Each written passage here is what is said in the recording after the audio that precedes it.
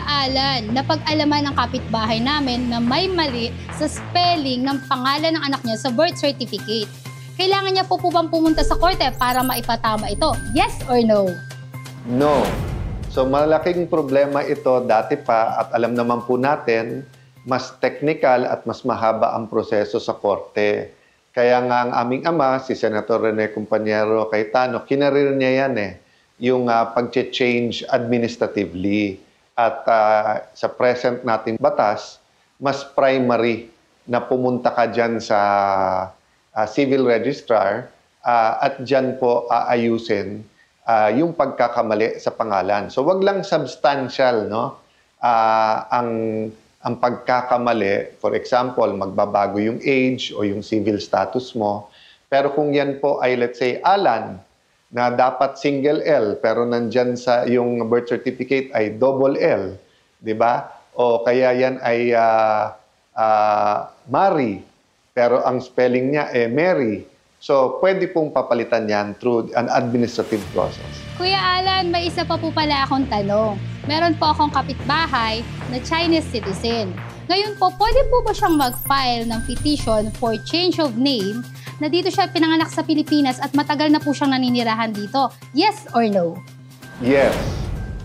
Ang masusunod kasi na batas, at least dito sa Pilipinas, yung batas kung saan ka domiciled. Ibig sabihin, dito ka nakatira, so yung batas ng Pilipinas. At sa batas ng Pilipinas, yes, pwede yan.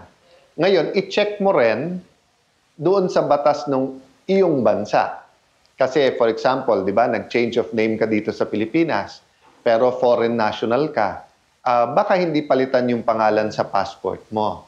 Pero dito, pwede, tapos magagamit mo yung change of name mo. Kuya Alan, meron kasi akong kaibigang babae. Parehong Korean ng kanyang mga magulang, pero dito na po siya pinanganak at lumaki sa Pilipinas.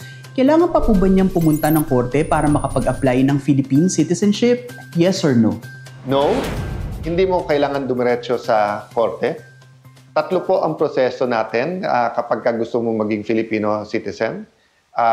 Administrative, judicial, at saka legislative. Ngayon, dun po sa administrative ay may mga requirements to. So kung ikaw po ay foreigner, if they are foreigner, born here, living here, may mga additional requirements lang. You don't have to go to court or to the legislature. You can go to through the administrative process na maging isang Filipino citizen. Kuya Alan, paano naman po kaya yung tita ko na OFW sa Qatar? Pwede rin po ba siyang mag-file ng petition for change of name kahit nasa ibang bansa siya? Yes or no? Yes. Pwede siya pumunta sa pinakamalapit na embassy or consulate at doon ay personal niyang hingin or i-file yung petition para sa change of name, no? At tandaan po natin mga kababayan na kapag yan ay embassy o consulate natin, yan ay Filipino soil din. Diba? So marami pong mga proseso na pag sinasabing kailangan ikaw mismo o kailangan under oath, ang pwede nating gawin sa ating mga embahada or consulate.